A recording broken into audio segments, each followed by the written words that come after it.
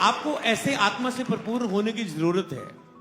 आपको सुसमाचार के लिए अपने आप को देने, तो ऐसे आपको सुसमाचार सुनाना है आत्मा से भरकर। आपको लगता है व्यक्ति चेंज नहीं होगा, चेंज तब तक नहीं होता जब तक आप में सामर्थ्य नहीं होती। मेरा सबसे पहला विषय क्या बन गया, आप होता ना मेरी बुलाहट क्या है, बुलाहट आपकी आत्मिक भूख के विषय होते। मैं जब मसीह में आया तो मेरा शौक पता क्या बन चुका था। अब मेरा अच्छी बाइक लेना, अच्छा घूमना शूमना, अब मेरे शौक चेंज हो चुके थे। अब मेरा शौक बन चुका था लोगों को बपतिस्मा सुनाना, मतलब सुसमाचार सुनाना, लोग बचाए जाएं, बपतिस्मा लें, बचाए जाएं। अब मेरा वो शौक बन चुका था। जैसे है ना शौक होते ना लोगों के अलग अलग।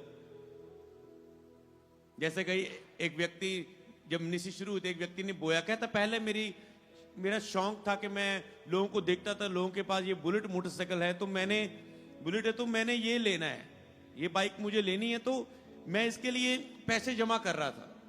कहता जब मैंने मसीह में आया, मैंने बपतिस्मा लिया, अब मेरे अंदर वो शौक नहीं रहा। तो मैंने सोचा अब मेरा प्रभु के राज्य को बढ़ाना, प्रभु में बोना ही मेरा शौक बन चुका है। तो मैंने जो बुलेट लेना था, मैं ये पैसा प्रभु के भवन में बोने आया हूं। समझ पाए लाइफ में शौक आपके कैसे पड़ रहे हैं, आपको वो देखना है। आपको कहते हैं मुझे ये चीज का, किसी को पहनने का शौक है, किसी को खाने का, किसी को अपनी बल्ले बल्ले करवाने का, अपनी मह करवाने का। तो हर एक को शौक होता है, कोई ना कोई, फॉरेन जाना है मुझे ये। तो आपका ये डिजायर क्या बन रही है, आपका सपना क्या है, वो अगर आत्मिक बन जाए। उसने कहा मेरे राज्य और धार्मिकता को खोजो, परमेश्वर का राज्य ही आपका मेन लक्ष्य बन जाए। उसने कहा मेरा राज्य को खोजो, सब चीजें दुनिया की तुझे पीछे बढ़ के मिलेगी। हालेलुया। और जब 2010 में मैंने यीशु के वचन को सुना, उसके राज्य को जाना, उसके बाद सब चीजें, काम, बिजनेस, वाइफ, बच्चा, सेवकाई, टीम, कलीसिया, लोग, अच्छे स्पिरिचुअल फादर, सब चीजें मेरी लाइफ में एंटर हुई। आज मैं ब्लेस्ड हूं अपनी लाइफ के हर एक हिस्से से। हर चीज मिली, बेस्ट मिली, हर चीज मिली, बेस्ट मिली। हालेलुया। तो इसीलिए परमेश्वर ने वो सब चीजें दी, पर मेरा शौक था, मेरा शौक ये नहीं था। मेरा शौक बन चुका था सुसमाचार सुनाना। और जब मैं अपने स्पिरिचुअल फादर से फर्स्ट टाइम मिला, तो मेरे दो ही लवर्स थे। मैंने कहा मैं लोगों को सुसमाचार सुनाता हूं, एक सुसमाचार प्रचारक हूं, लोगों को प्रभु के बारे में बताता हूं। जहां अच्छी चर्च है वहां लोगों को भेज देता हूं कि आप इस चर्च में जाएं, लगातार आप चर्च का हिस्सा बने, जो भी उनके नजदीक हो। जलंधर हूं, कहीं भी हो, बस में हूं, ट्रेन में जा रहा हूं, कहीं मौका मिलता है तो बताता हूं। बताने से झिझकता नहीं हूं, बस कोशिश करता हूं लाइफ में जितना भी फ्री टाइम मिलता है कहीं तो ये काम कर। तो मैंने कहा पर मेरे शब्दों में सामर्थ्य नहीं है। मैं कई बार लोगों को वचन बताता हूं तो हाइपर हो जाता हूं, मेरे कान लाल है। अब 2025 के लिए आपको रिवाइवल टूर का सुसमाचार का हिस्सा बनना है, 2025 की सुसमाचार टीम। तो जब आप उसमें बन रहे हैं, आपको कहना है कि प्रभु मुझे सामर्थ्य दीजिए सुसमाचार सुनाने की। नहीं तो आप चाहेंगे, आप जा नहीं पाएंगे। अंदर से इच्छा रखेंगे कि मैं जाऊं, आप जा नहीं पाएंगे, क्योंकि उसका राज्य बातों में नहीं है, सामर्थ्य में है। कहां वचन बोलना है, कौन सा वचन बोलना है, किस माहौल में कौन सी बात करनी है, ये परमेश्वर की अभिषेक, सामर्थ्य, स्वर्गीय बुद्धि आपको सिखाती। और फिर मेरा ये विषय बन चुका था, मुझे सामर्थ्य को ग्रहण करना है। दूसरा मेरा विषय था कि सामर्थ्य के लिए मुझे पता है होलीनेस चाहिए। तो मैंने कहा मैं पवित्रताई में खड़ा होना चाहता हूं। अगर पवित्रताई में खड़े रहेंगे तो सामर्थ्य बढ़ेगी लाइफ में। तो मुझे एक ही वर्ड मिला कि लगातार मीटिंग्स में आओ, रिसीव करो। जैसे आप वेडनेसडे आते हैं, कि अगर मैं संडे में कहीं जाता था अपने चर्च में, पिंड में, तो लगातार वीरवार मुझे आने का वह वर्ड मिला कि लगातार थर्सडे आओ, सामर्थ्य को रिसीव करो। जैसे मैं आपको कह सकता लगातार वेडनेसडे आओ, सामर्थ्य को रिसीव करो। तो जैसे मैं लगातार जाता गया, लेहैंड होते गए, सामर्थ्य ग्रहण करता गया, परमेश्वर ने मुझे सुसमाचार की बड़ी सेवकाई के लिए चुन लिया। हालेलुया। फिर 100 लोग, फिर एक को नहीं, फिर 10 लोग, 20 लोग, 50 लोग, 100 लोग एक टेंट में इकट्ठे हो रहे, 200, अगली टेंट मीटिंग है कितने, 500। तो ऐसे परमेश्वर का कार्य शुरू हुआ। तो आपको प्रभु से दीन होकर सामर्थ्य का इंतजार करना है, सामर्थ्य मांगनी शुरू करना है अपनी लाइफ में। प्रभु मुझे सामर्थ्य दे, मुझे बुद्धि दे सुसमाचार के लिए। और आपको 3 काम है, एक तो सामर्थ्य को ग्रहण करना पवित्रता के द्वारा जो आती है। दूसरा, आपको जो कार्य आपने सीखा था कि आपने उनके लिए सुसमाचार के लिए बोझ रखना, आपको जाने के लिए अपने आप को समर्पित करना। तीसरा काम है प्रार्थना करना, जो आ जाए प्रेयर वॉरियर। प्रेयर वॉरियर सुसमाचार मिलके काम करते हैं। सुसमाचारक को प्रेयर वॉरियर्स की जरूरत है, और जितने प्रेयर वॉरियर्स है उनका विषय होता है कि सुसमाचार सुनाने के लिए पहला विषय उनका यही है कि फसल पक चुकी, मजदूर थोड़े, सुसमाचार भेजे जाएं। तो जितने प्रेयर वॉरियर है, आपका पहला विषय जो आज मैं दे रहा हूं, आपका प्रेयर टॉपिक होगा कि आप सुसमाचारक 2025 के लिए उठें। मतलब अगर 20 जाते थे तो वो 40 जाएं, हफ्ते में 1 दिन जाते थे तो हफ्ते में 2 दिन जाएं, 3 दिन जाएं। आप ऐसे प्रार्थना करेंगे कि सुसमाचारक अधिक से अधिक इस साल जाएं, अधिक से अधिक सुसमाचारक उठें। आपका पहला विषय रहेगा ये। उसके बाद सेकंड विषय के लिए आप प्रार्थना करेंगे कि प्रभु उस रूह तक उनकी बुद्धि जो संसार के ईश्वर ने बंद की हुई है, आपको शैतान के खिलाफ प्रार्थना करनी, शैतान के राज्य के खिलाफ। क्योंकि शैतान नहीं चाहता कि किसी भी कोई भी रूह बचाई जाए। जैसे परमेश्वर चाहता है कि कोई भी रूह का नाश ना हो जाए, तो शैतान क्या चाहता है कि कोई भी रूह बच ना जाए। तो वो क्या करता है, लोगों को बरमाता है, लोगों को भटकाता है, लोगों को ऐसी लाइफ में फंसाता है, ऐसे संघर्ष में फंसाता है कि लोग परमेश्वर के पास ना आना चाहें। कई बार पैसा भी शैतान देता है लोगों को कि लोगों को कभी भी गॉड की जरूरत ना पड़े, परमेश्वर की जरूरत ना पड़े। उन्हें अमीर करता जाता है, उन्हें अपने आप पर घमंडी करता रहता है, अपने आप पर उन्हें भरोसा करता जाता है, ताकि उन्हें परमेश्वर की जरूरत ना पड़े। क्योंकि सबसे पहला काम होता है कि लोगों तक वचन जाए। कैसे लोगों तक वचन पहुंचता है? जब सुसमाचारक प्रार्थनाएं करते हैं, जब वो कहते हैं, जब एक मिनिस्ट्री प्रार्थना योद्धा को बढ़ाती है, अपने चर्च में इकट्ठा करती है। तो जब आप वो इकट्ठा करते, तो जब वो प्रार्थना योद्धा प्रार्थना करते हैं, जब एक नगर में को 5-10 मसीह आ गए प्रभु में, जब वो प्रार्थना करना शुरू करते, मेरा नगर बचाया जाए, यहां पर शैतानी शक्तियां का नाश हो, शैतान के काम नाश हो, शैतान की शक्तियां जो यहां पर, आपको लग रहा है ये आत्मिक युद्ध है। जब आप इसे लड़ने लगोगे, सेवकाई के लेवल में आ जाओगे, प्रार्थना के योद्धा की तरह, तब आपको ये आत्मिक चीजें दिखने लगेगी जो इसके पीछे काम करती, जो दुष्ट आत्माएं काम करती, जो लोगों को सच्चाई के पास आने से रोकती। तो आपको ये बिलीव करके कि वो दुष्ट आत्माओं के खिलाफ आपको प्रार्थना करनी है, एक आत्मिक युद्ध की आपको प्रार्थना करनी है प्रार्थना योद्धा को। तो प्रार्थना योद्धा किस बात के लिए योद्धा है, आपको नया करने के लिए आज परमेश्वर यहां पर लेकर आया है कि आपको पता हो आप प्रार्थना योद्धा क्यों हो। योद्धा लड़ता है, योद्धा लड़ता है। लड़ता किससे? शैतान के राज्य के साथ, शैतान की सेना के साथ, वो आत्मिक युद्ध को करता है। तो आपको लगातार ये विषय रखना है कि आपको शैतान के साथ युद्ध में प्रार्थना करनी है। क्योंकि जब सुसमाचार के जा रहे हैं, आपकी प्रेयर जब पहले होती, जब कई जगह मिशनरी आते थे, जब रिवाइवल होता था, तो पहले वो क्या करते थे? पहले वो जब डिसाइपल भी तैयार होके जाते, तो वो क्या करते? पहले उस एरिया के लिए वो सीधा सुसमाचार प्रचार नहीं करते, वो पहले उस एरिया में जाते हैं, वहां की शक्तियों को के खिलाफ प्रार्थना करते हैं। कई वक्त ये बहुत जरूरी है, क्योंकि ये सारा जो पाप है, जो लड़ाई है, झगड़े हैं, कत्ल है, नाश है, आपको पता है सारा शैतान की ओर से। एक पिंड में हमारी सुसमाचार टीम प्रार्थना सुसमाचार बांटने गई, तो वहां के लोग जो मुझे जानते थे, उन्हें पता, कहते ये फोटो हमें पता है, ये पिंडौर में ये लड़का, हाँ हमने देखा है, कोई कहता है हमारे साथ ये पड़ा है, ऐसा। तो पिंड की उस औरतों ने बोला कि उनसे आप रिक्वेस्ट करो प्रभु के दास से कि यहां पर लड़के बहुत पाप में गए, इनके इस नगर की शांति के लिए प्रार्थना की जाए। कि यहां पर लोग लड़ रहे हैं, लड़कियों के कारण लड़के लड़कों को मार रहे हैं, समझ पा रहे हैं, लड़ाई झगड़ा करके, ये लड़की के पीछे 2-3 लड़के, चलो वो उसने उसको कत्ल कर दिया, उसने उसके लोगों को मार दिया। मतलब लोग फंस, कोई नशों में मरे, कोई चिट्टे में है, मतलब नगरों को नाश हो रहा है। कौन कर रहा है? शैतान की ताकतें काम कर रही। सब कुछ अपने आप ये नहीं हो रहा है, ये सब कुछ मनुष्य नहीं कर रहा है, मनुष्य के पीछे एक दबाव है।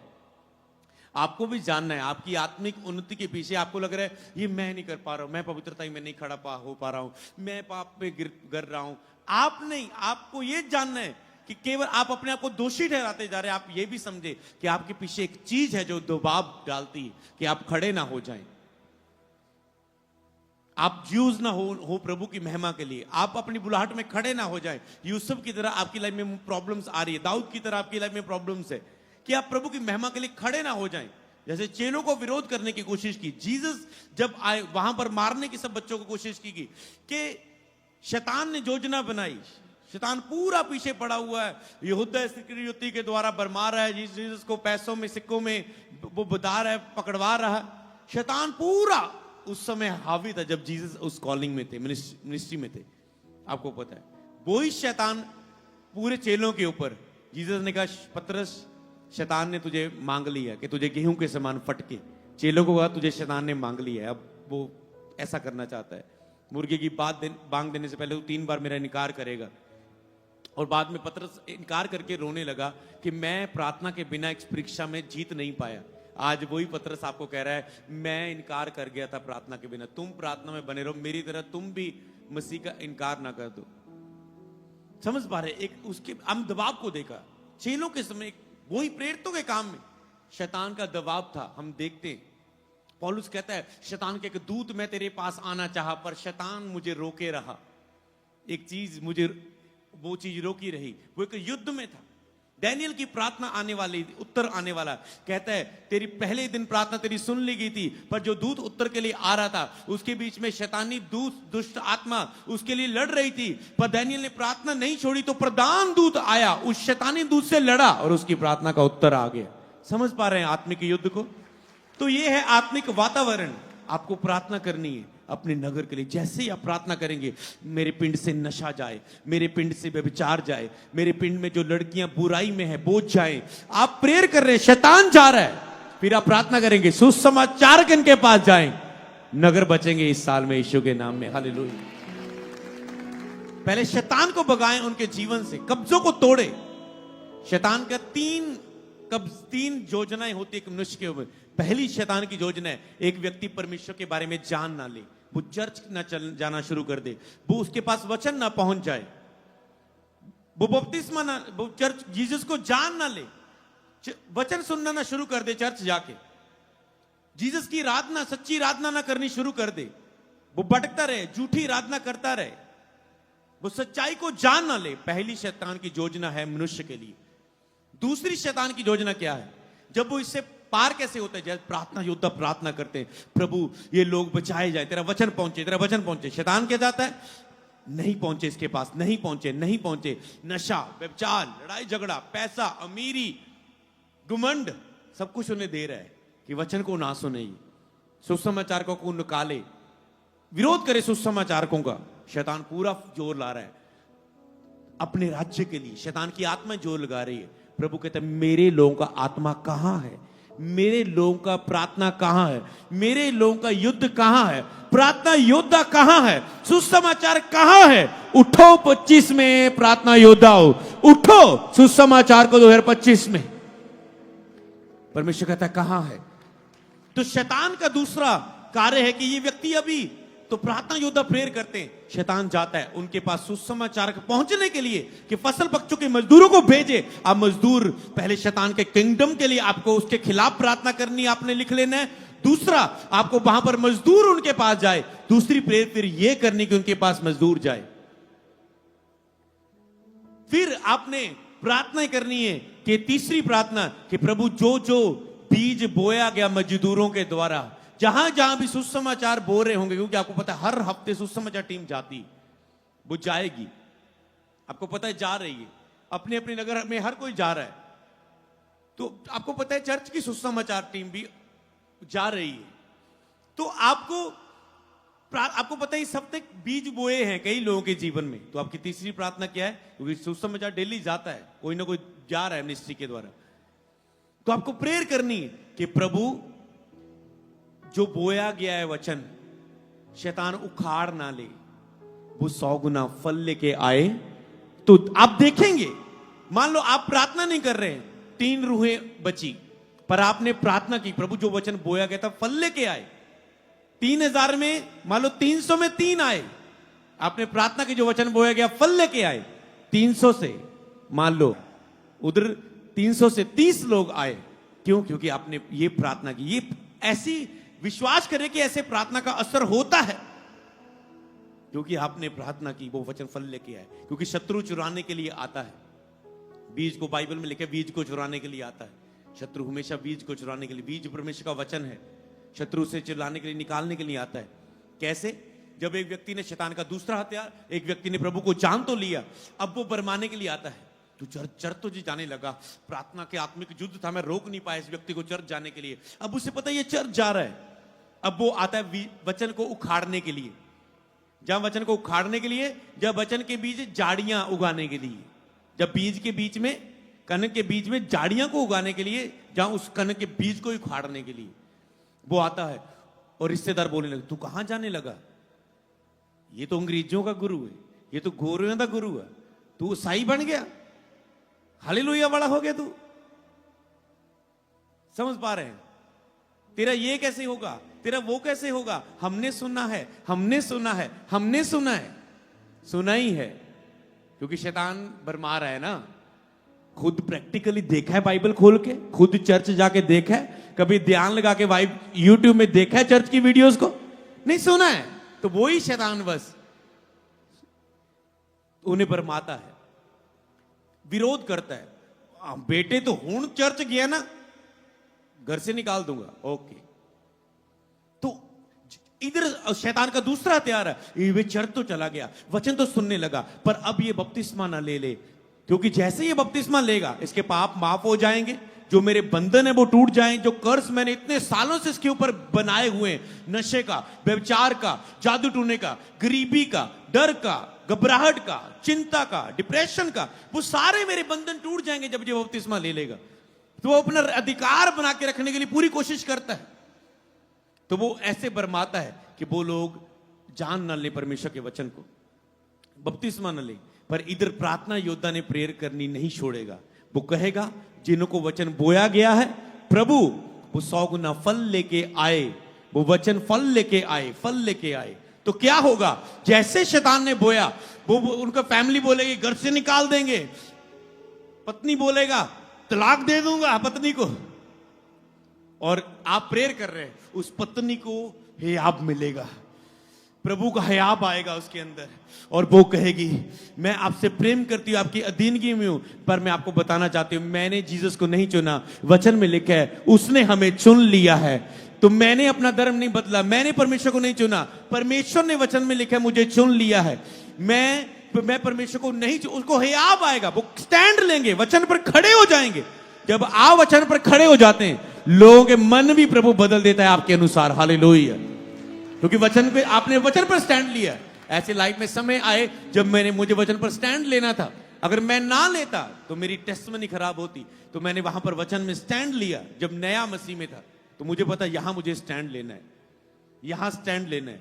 आज मसीह लोग स्टैंड नहीं लेते। जब उनकी मैरिज का टाइम आता है, कोई डेथ का टाइम आता है, कोई लाइफ में कुछ और समय आता है, कोई उनकी लाइफ में विरोध का समय आता है, वो स्टैंड नहीं ले पाते वचन पर, जल्दी ही से पिघल जाते हैं, क्योंकि प्रार्थनाएं नहीं करते वो, क्योंकि वो पवित्रता में नहीं होते, फिर वो स्टैंड नहीं लेते वचन में। हालेलुया, इसलिए आपको प्रेयर करनी है।